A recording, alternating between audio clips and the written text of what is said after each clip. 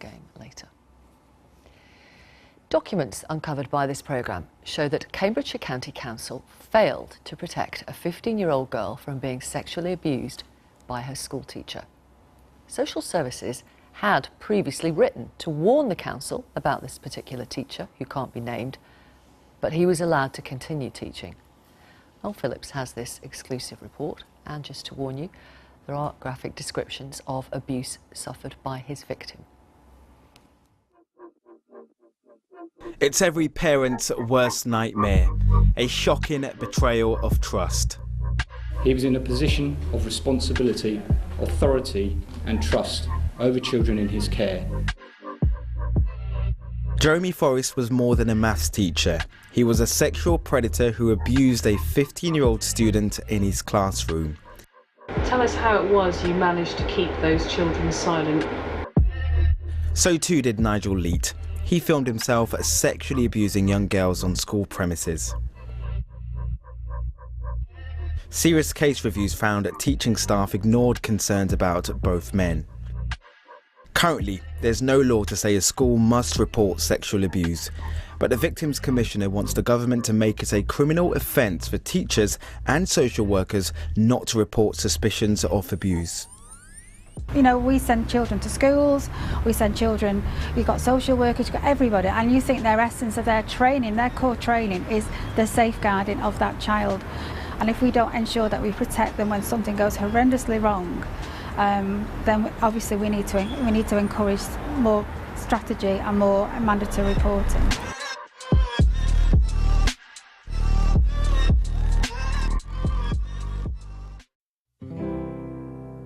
The abuse happened, say, 4 or 5 times a week, and it would be in the classroom store cupboard. Abigail, which is not her real name, was just 15 when she says that she was groomed and raped by her teacher, a man who she claims that used his profession as a cover to sexually exploit her in the 90s. Her words are spoken by an actress. On several occasions, he tied me to a radiator with a dog collar and told me not to move and made me sit there naked. You believe a few teachers at the time at your school suspected what was going on but did nothing. Yeah, but he was as careful as he could have been. I was getting extra tuition after school. He would tell me afterwards to go and wait in the store cupboard. There I would wait until he knew most of the teachers had gone home and the corridors were quiet. Then he would come in and rape me. And this would happen in the classroom? For the first 3 years, it would happen in the classroom. And after, say, 4, 5 months, he started getting me to go to his house. To do that, he would get me to jump into the back of the car, sit behind the seats and be covered up by a blanket, so that when we got to his house, nobody would see me go in the house. He'd drive into the garage and then I would have to get out. For legal reasons, we cannot name the teacher, but documents we've seen shows he was arrested in the early 80s after being accused of sexually abusing 2 vulnerable girls at a secondary school in Cambridgeshire, but was found not guilty. Shortly afterwards, in the early 90s, a number of chances were missed by Cambridgeshire County Council to monitor him before he went on to abuse Abigail at Sir Harry Smith Community College in Whittlesea. It's all very well that he was found not guilty at criminal court, but he was deemed that there was sufficient evidence for him to be criminally charged with the most serious offences against children, and he's in a position of responsibility as a teacher. He's then moved to the school where Abigail is, and if that had been in place, this would never have happened. So it was the gross failing in this case.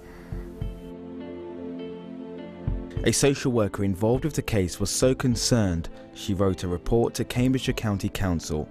In it she says, I'm aware of what I believe to be substantial evidence of professional misconduct, which was inadmissible in the criminal trials, that the local authority should be aware of before making the decision as to whether or not he should continue to be employed as a teacher.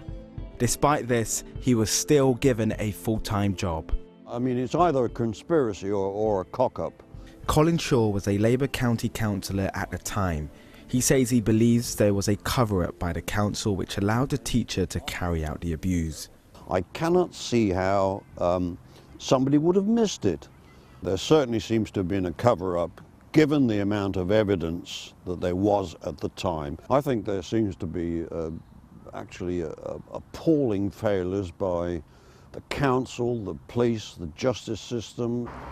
Now, there are questions that remain unanswered. How much was known about exactly what was going on behind these gates here at Sir Harry Smith Community College 2 decades ago?